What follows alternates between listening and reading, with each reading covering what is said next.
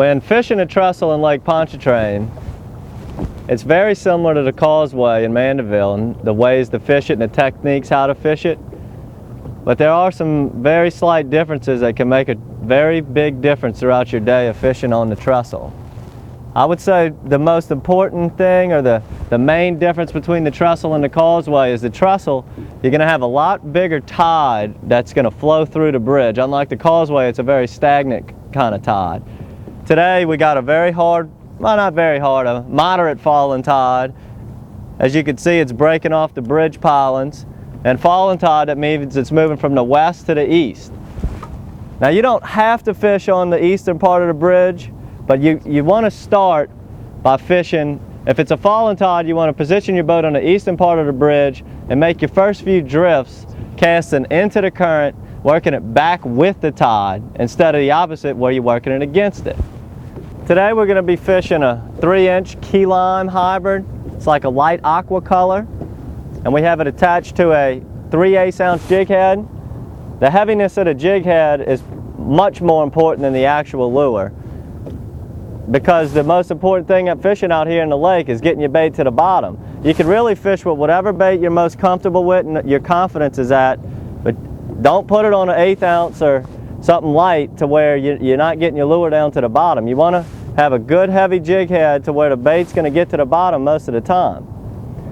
We have it attached to a 17-pound fluorescent monofilament, and we're using 17-pound tests in the lake when we're fishing by the bridges, because you're going to bump bridge pilings and rub it up against a few things, and you don't want to have to retie every cast. And the 17-pound test, it's a little heavy for these fish, but it's going to allow you to have a few, maybe a slight nick or two in the line and still be able to land a 3 or 4 pound fish. I use fluorescent line also because you can see the line very well with your eyes. It distincts itself from the blending in with the water. That way you can see your strikes and you can see when your bait hits the bottom. You don't always feel your strikes out here. Sometimes it's a slight movement of your line from left to right, or it jumps up in the air and you don't even feel it in your hands. So always watch the slack in your line to detect some of your bites. Now, the one big difference from fishing the causeway or a lot of other bridges in the lake that the trestle is different is you don't have to get right tight to the bridge and cast underneath the bridge, keeping the bait by all of the bridge pilings. Back in the day when the wooden bridge used to be here, there's a lot of that left over.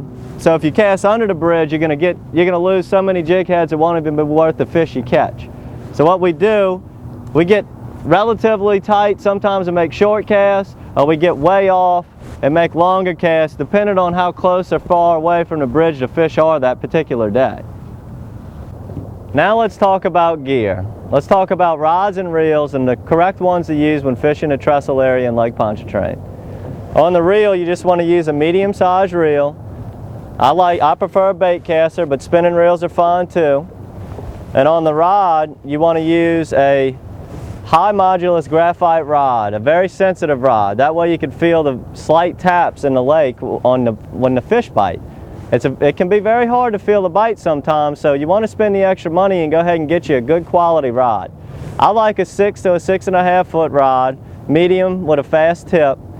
You don't need a long rod. You don't need a 7-foot rod, super fast rod to make a very long cast. You're going to make, when you're fishing this deep water, you only want to make short casts anyway. The longer the cast, the harder it is for you to feel a bite.